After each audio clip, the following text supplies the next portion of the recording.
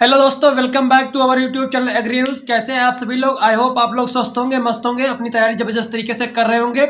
जी दोस्तों, पिछली साल जैसे कि मैंने बोर्ड एग्ज़ाम की तैयारी करवाई थी, उसी प्रकार से इस बार जो है मैं आपके जो क्वेश्चंस हैं उनके हिसाब से जो वीडियो मैं प्रोवाइड कराने जा रहा हूँ, जिसमें कि आप लोगों के लिए क्या रहेगा कि पिछली बार मैंने क्या किया था, जो आपका फरवरी में बोर्ड एग्ज़ाम थे तो उसी टाइम पर मैंने जो है वीडियो स्टार्ट की थी उसके ऊपर, ठीक है, सब्जेक्ट वाइज।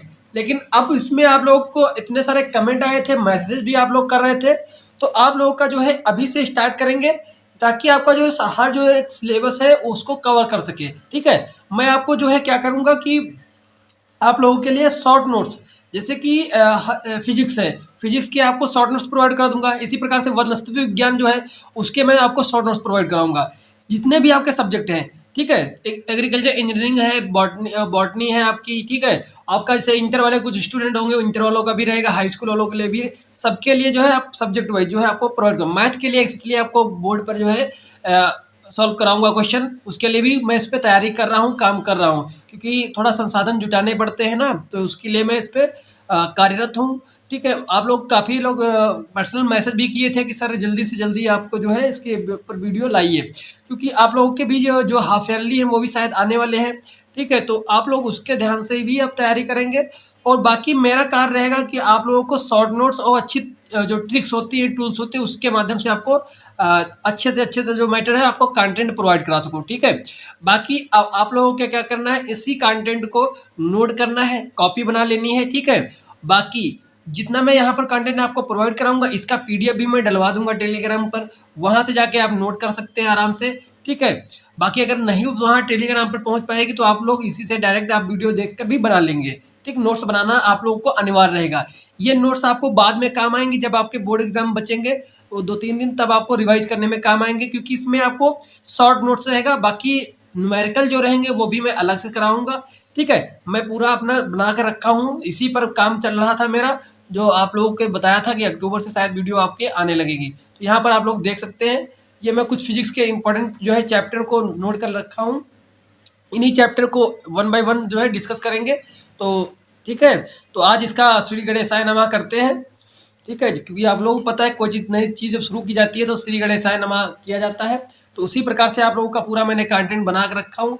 मात्रक है, मापन है, गति है, गति के नियम कौन कौन से होते हैं, कार्य ऊर्जा शक्ति क्या है, गुरुत्वाकर्षण क्या है, द्रव्य क्या है, उष्मा क्या है, साउंड क्या है, ठीक है। प्रकाश जो आपका लाइट वाला चैप्टर है, विद्युत का है, चुंबक का है, और बाकी आपके जैसे कि उत्प्लावन बल है, तुम्हारा आर्किमिडीज का सिद्धांत है, ठीक है। उष्मा के काफ़ी सारे आपके में चैप्टर होते हैं, वो भी इसमें शामिल रहेंगे आपके लिए, ठीक है। ये सभी आपके जो इसमें शामिल रहे।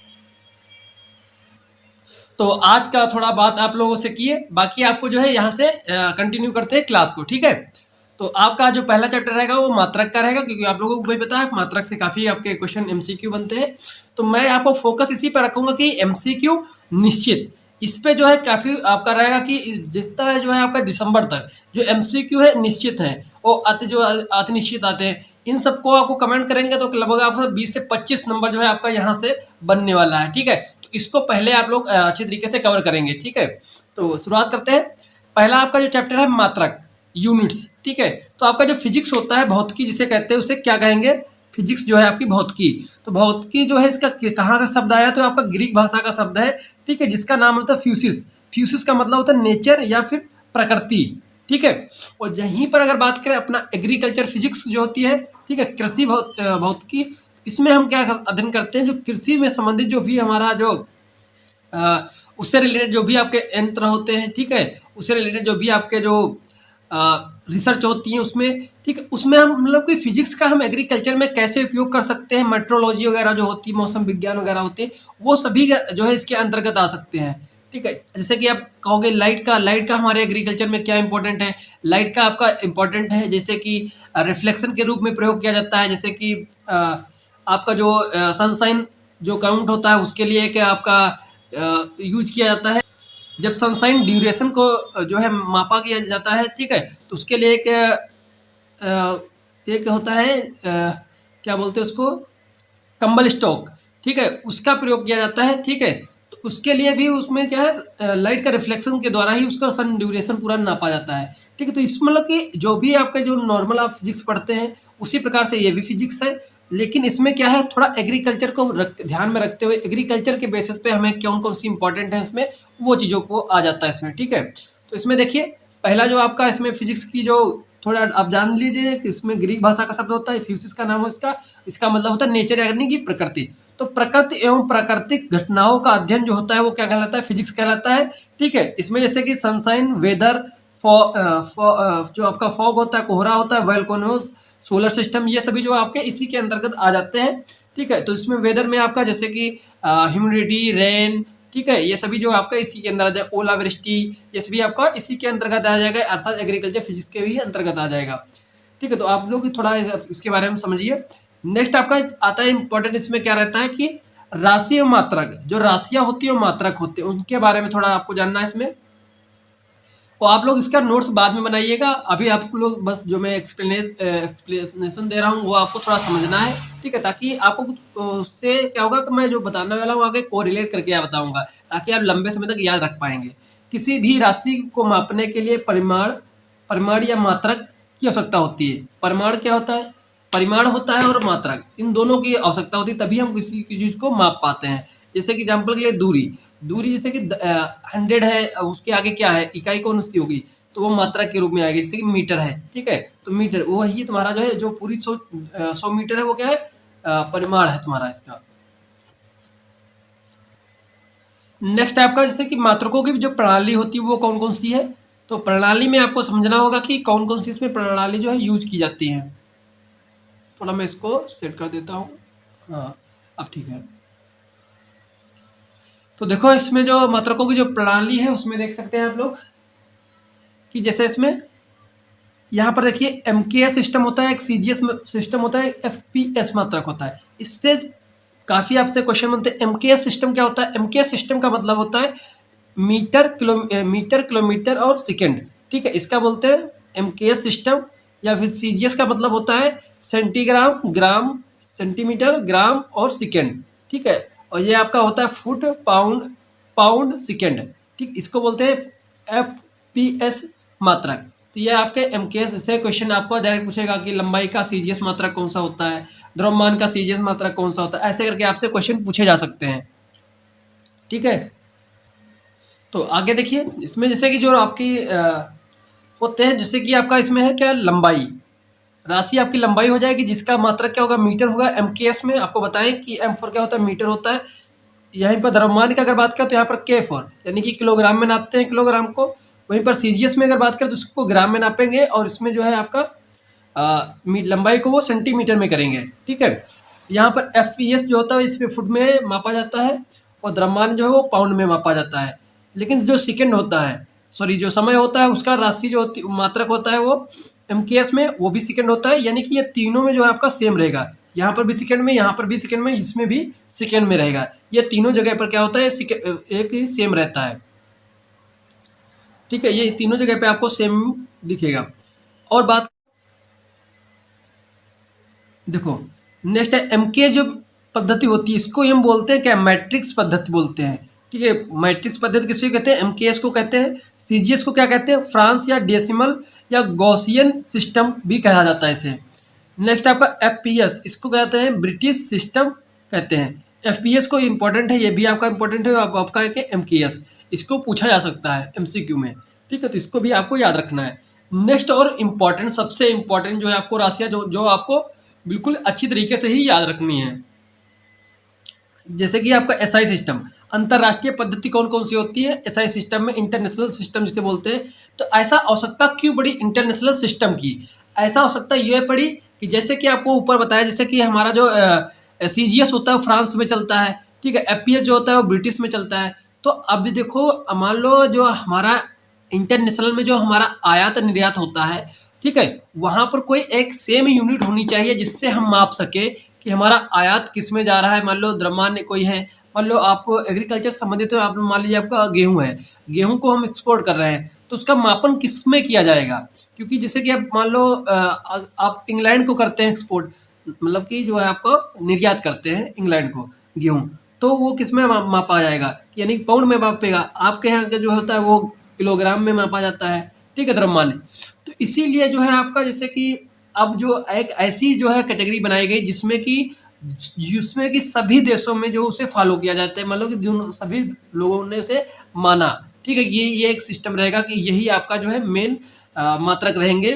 ठीक है, जिसे बोलते हैं एसआई सिस्टम या फिर इंटरनेशनल सिस्टम, अंतरराष्ट्रीय पद्धति। इसलिए आवश्यकता इसकी पड़ी। ठीक है, ताकि एक समान जो है मापा जा सके। ठीक है, इसमें देखिए 1971 में मापतोल महासम्मेलन द्वारा विकसित हुआ। महासम्मेलन हुआ था, कौन सा? मापतोल।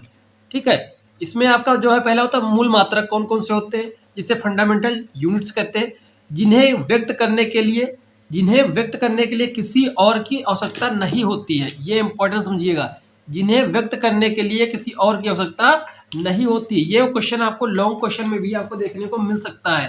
ठीक है, क्योंकि यहाँ से लॉन्ग क्वेश्चन बन जाता है, वो कभी कभी जो है आपका लघु क्वेश्चन, क्योंकि इसमें पूछ लेता है अंतरराष्ट्रीय पद्धति कौन सी है, उसमें मात्रक कौन कौन से है, इससे प्रकार से आपको क्वेश्चन बनता है।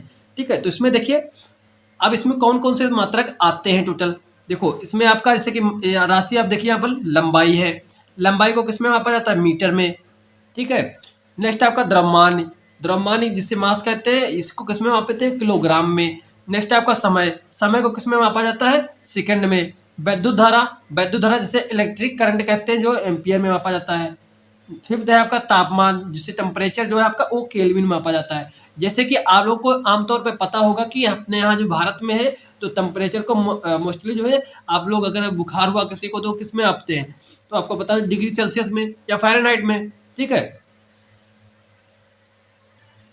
जनरली जो है क्या अपना जो है टेम्परेचर जो है किसमें? सेल्सियस में ही नापते हैं। ठीक है, 37 डिग्री सेल्सियस या फिर फ़ारेनहाइट जो है आपका 98.6 डिग्री फ़ारेनहाइट जो है इसमें व्यक्त किया जाता है।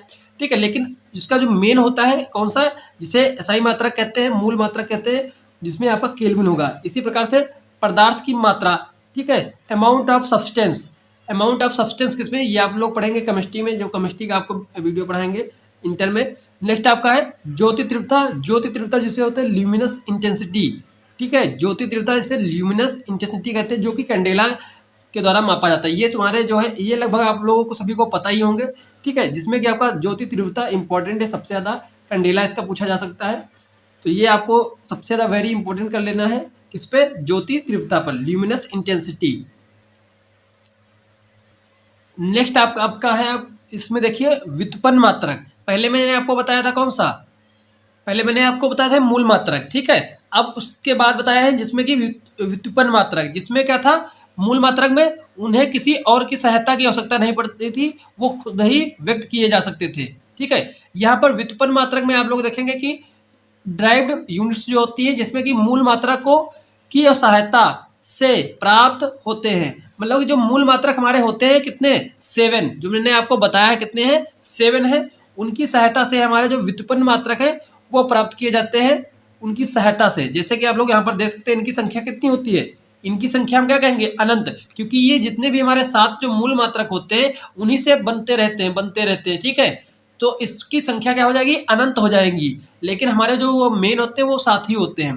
ठीक है, जिसमें एग्जाम्पल आप समझ सकते हैं, जैसे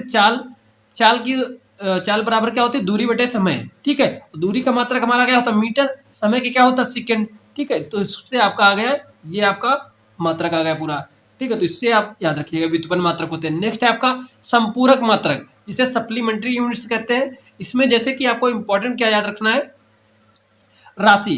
राशि में जैसे कि आपका संपूरक जो होते हैं, इसमें राशि आपका कोण हो जाएगी, एंगल। दूसरा हो जाएगा घन कोण।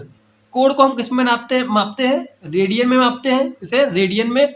और घन को किस में मापते हैं? सॉलिड एंगल जिसे कहते हैं, ये स्टे रेडियन में, स्टे रेडियन। अब इसको याद कैसे रखोगे? घन कोण, घन यानी कि घन, कोई वजन चीज, घन, तो ये क्या रहेगी? स्टे रहेगी, मतलब ये हिले डुलेगी नहीं, एक जगह अगर रख दोगे वहीं पर स्टे रहेगी। तो ये क्या है? स्टे रेडियन यानी कि घन कोण।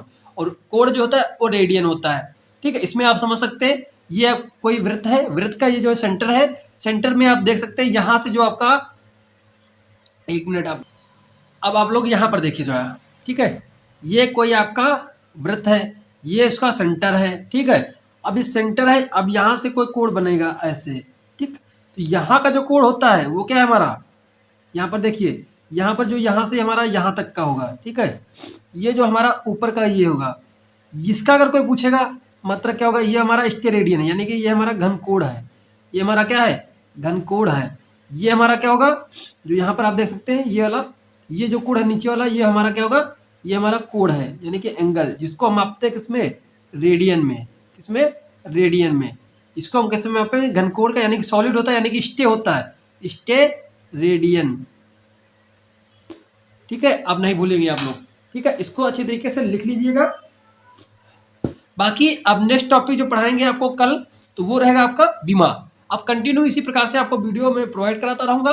ठीक है, बीमा में आप थोड़ा याद रखिएगा ये जो इम्पोर्टेंट चीज़ें हैं, क्योंकि ये आप जब समझ जाएंगे तभी आपको आगे मजा आएगा पढ़ने में भी। तो बीमा आप समझ सकते हैं यहाँ पर। बीमा में जैसे कि लंबाई के लिए मीटर के क्या होता है, प्रेजेंट करते हैं एल से, किलोग्राम के लिए एम से, ठीक है, सेकंड को टी से रिप्रेजेंट करते हैं, यानी कि इसके प्रतीक होते हैं। ठीक, बीमा निकालना जब आपको बताएंगे तो उसमें आपको ये काम आएंगे। ठीक है, तो इसे आप अच्छी तरीके से समझ लीजिएगा। मीटर को एल से, किलोग्राम को एम से, सेकंड को टी से, एम्पियर को ए से, कैंडेला को C D, small C and D. ठीक है, मोल को एम ओ एल से रिप्रेजेंट करते हैं, केल्विन को के से रिप्रेजेंट करते हैं, यानी कि प्रतीक होता है बाबू। ठीक है, चाल बराबर क्या होता है, दूरी बटे समय, यानी कि मात्रक इसका निकालने के लिए अगर हम मात्रक निकालेंगे तो मीटर क्या होगा, मीटर को हम एल लिख देंगे, सेकंड को हम टी लिख देंगे। टी जब ऊपर जाएगा मतलब कि जब इसमें जो है एल है और टी है, ठीक है, एल टी -1। देखो जब कोई चीज़ जैसे नीचे होती है, ये चीज़ क्या है, टी नीचे है, तो नीचे इस पर क्या है, प्लस है, प्लस एक घात। जब हम नीचे से ऊपर जाएंगे तो वो माइनस में चली जाती है, ऊपर से जब हम नीचे आते हैं तो प्लस में हो जाती है। जब आप घातांक आपको मैथ में पढ़ाएंगे तब आपको समझ में आ जाएगी। कोई भी चीज़ घात में नीचे होती है वो ऊपर जाती है तो माइनस हो जाती है, ऊपर से जो होती है घात वाली वो नीचे आ जाती है तो प्लस हो जाती है। मान लो इसी प्रकार से। ठीक है, तो ये आपका बीमा हो गई टोटल। बाकी का मैं पोर्शन आगे स्टार्ट करूँगा कल से। ठीक है, तो आई होप आप लोग वीडियो को प्यार जरूर दीजिएगा, जैसा आपका रिस्पॉन्स रहे। बाकी आप लोग अपने दोस्तों तक भी शेयर करिएगा। ठीक है, वीडियो कंटिन्यू आपको मिलता रहेगा, फ्री ऑफ कॉस्ट रहेगा, कोई चार्ज नहीं रहेगा। लास्ट तक आपको पूरा मैटर में प्रोवाइड कराऊंगा, क्योंकि मुझे भी एक मैटर तैयार करना पड़ता है, तो भले ही थोड़ा समय लग रहा था इसलिए भी वीडियो आपको नहीं दे पा रहा था, लेकिन आप कंटिन्यू वीडियो आपको प्रोवाइड कराऊंगा। तो आप लोग बने रहिएगा, अपने दोस्तों तक जरूर शेयर करिएगा, क्योंकि जब भी आप लोग लाइक करेंगे, कमेंट करेंगे, तभी मुझे भी मोटिवेशन मिलेगा। तो आप लोगों के लिए मैं वीडियो बना पाऊंगा, क्योंकि आप लोगों को भी पता है समय बहुत लगता है वीडियो एक रिकॉर्ड करने में। तो प्लीज़ आप लोग भी सपोर्ट करिएगा।